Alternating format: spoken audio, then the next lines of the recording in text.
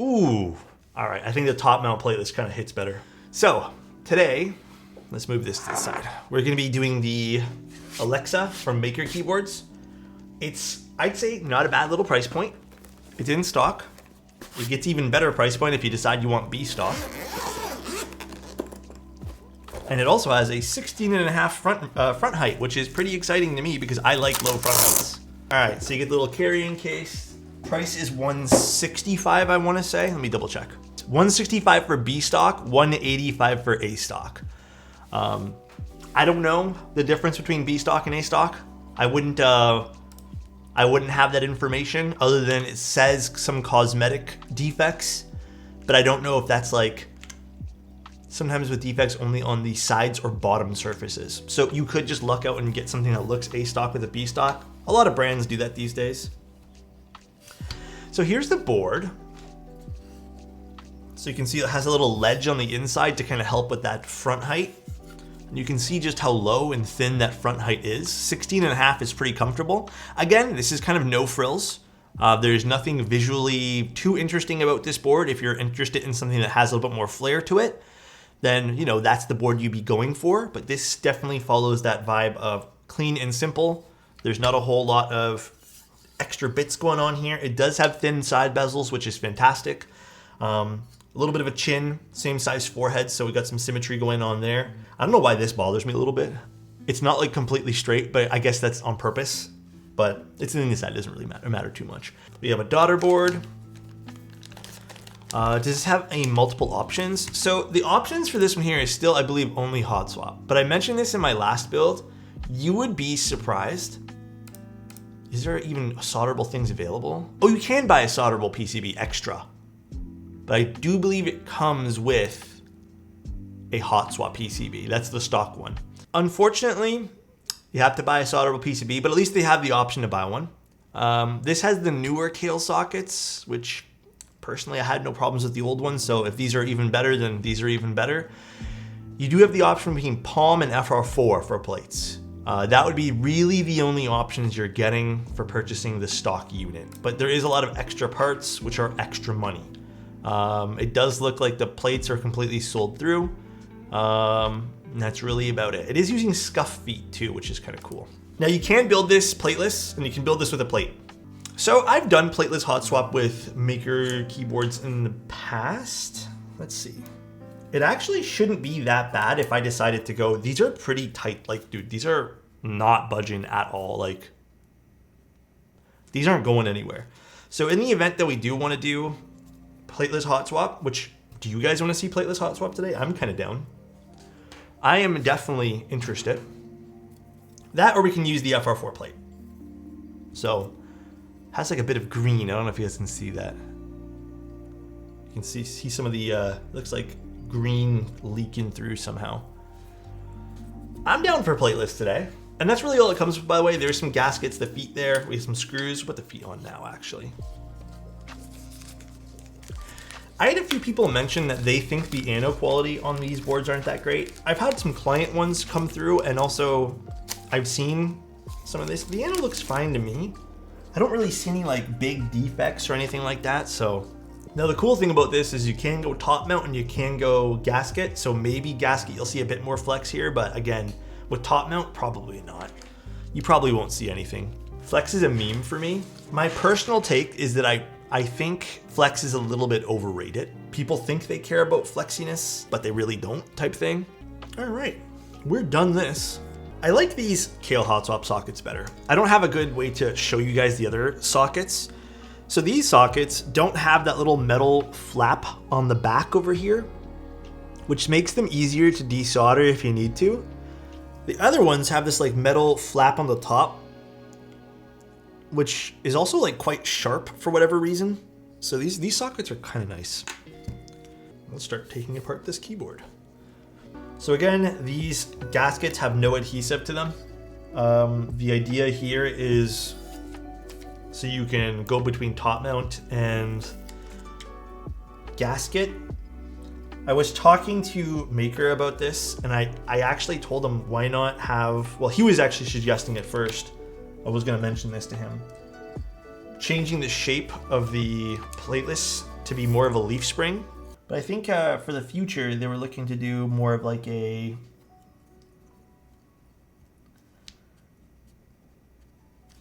leaf spring design where the gaskets can be taken off and on, where you just kind of lay the gaskets into a slot, more so than this one here.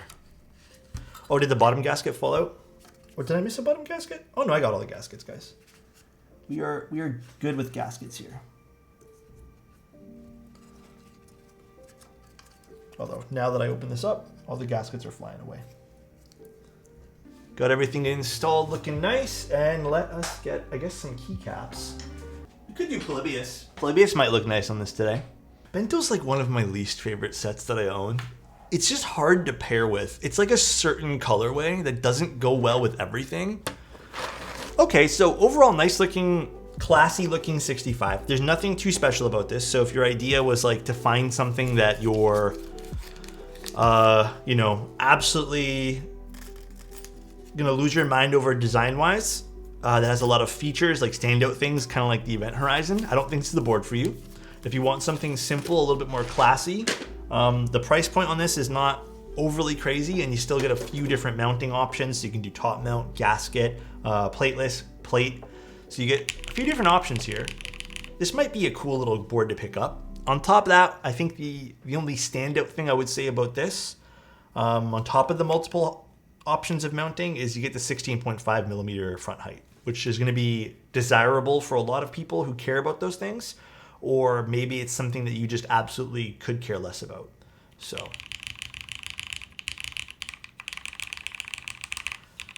these are cherry switches that we're using with a plateless build. It's a 1.2 mil PCB, which is like the only thing I don't absolutely like. I'm not going goo goo gaga over. The bezels are very nice, as with most of the stuff from Make Your Keyboards. I like the sound profile already of this, so let's see what this is going to type like. Very like plateless, has that deep plateless sound.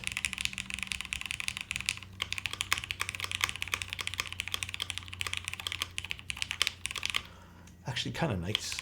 It's different.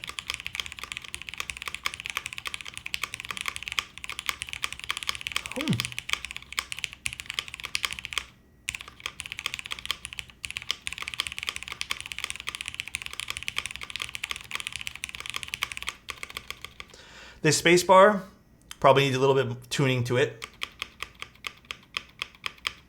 but it is kind of flat sounding overall. Perhaps we use a different switch. Let's try a Cherry Nixie as well for the spacebar. Could also just be the MX Black, not loving it on the bottom there. Like, to me, that already sounds a little bit better.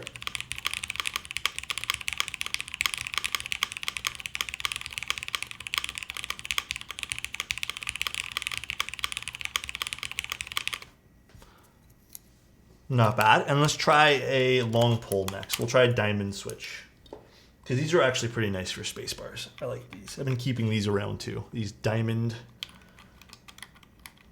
switches are indeed quite nice. Oh, actually, this is my favorite one.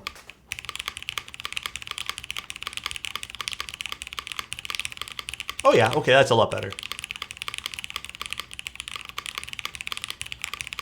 Some keyboards require a certain spacebar or certain modifier keys.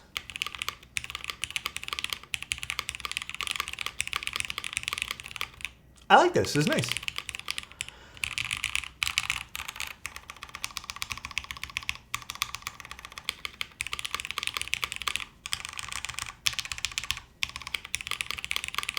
It's a deeper keyboard in general. I think if you're going for that, this might be perfect for you. It's comfortable. You notice some movement with the PCB. I'm putting a lot of pressure right now. You're not going to notice that over regular typing.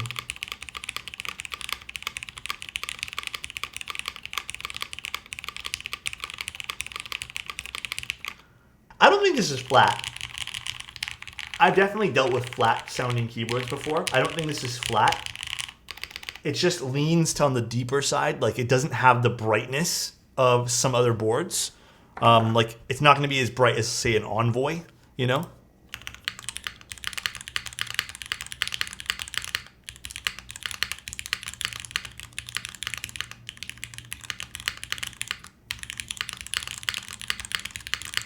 This also has a bit of brightness. I would even say this is a slight bit deeper than some other boards as well.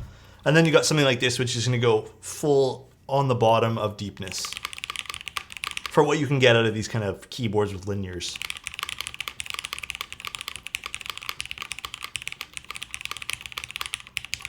I think the no plate option on this is actually the better option, to be honest. We're going to try top mount 2 now. I feel like a 1.6 would have been way better for plateless though, in this particular board, because this doesn't have a weight, right? It doesn't have any sort of internal weights or anything like that. I am impressed that it doesn't have a weight and it sounds this good. It sounds like decently full. So that alone is kind of impressive to me, but I think I would have preferred a 1.6 mil PCB. That would have probably made the sound a little bit more in your face, you know? Would have been nice, but we'll see how this sounds in top mount now with the plateless config. Ooh. All right, I think the top mount plateless kind of hits better. Let me see what this sounds like.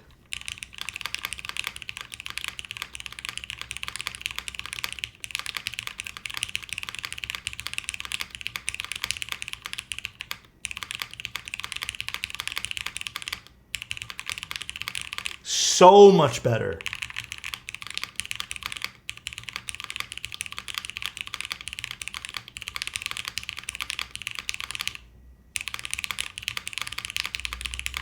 Yeah, this has like a nice, like deep, full sound.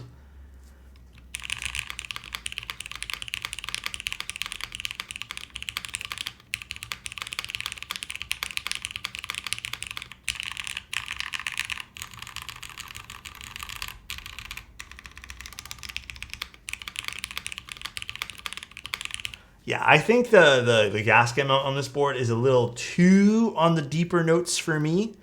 I think an aluminum plate might pair well with that, but we won't have access to an aluminum plate. But the top mount plateless sounds absolutely great. I'm a big fan of this top mount plateless. Really, really big fan of this. This sounds wonderful. But what about the up arrow? Not bad. Yeah, who said that? Arrow said that. It's definitely more well-rounded with the top mount. Definitely more well-rounded here. Numro is the best. It has a nice sound profile to the Numro. Spacebar sounds way better in this mount too.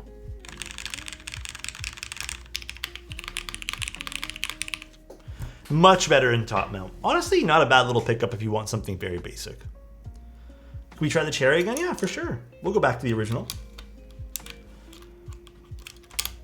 But yeah, I hope that answers your question on what you can spend. I don't think you need to spend anything. I just think you need to like put some elbow grease and clean everything off.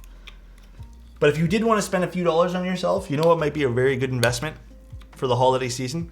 You need to spend a few dollars and you need to spend a few hours of your time.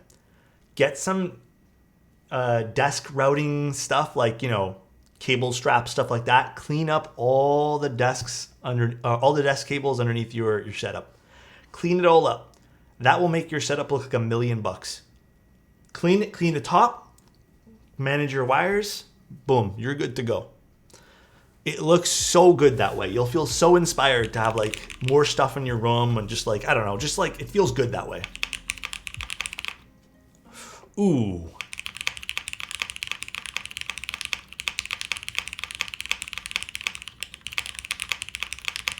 Wait, do I like this spacebar more or do I like the long pole spacebar more?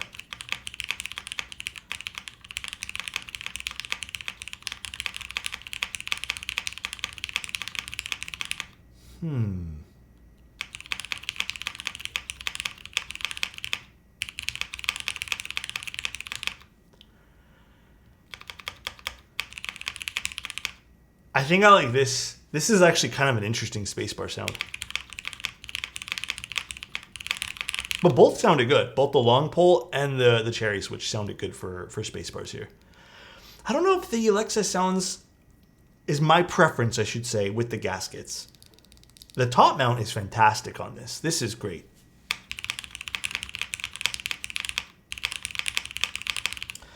So I guess the other thing I'm going to talk about too is where does this fit in the current, I guess, lineup of keyboards. You might still want to go for something like a Neo because it's a few dollars cheaper. I think it's what, almost 40 bucks cheaper or something like that. How much is the Neo? It's like 120. I can't remember how much the Neo 65 is again.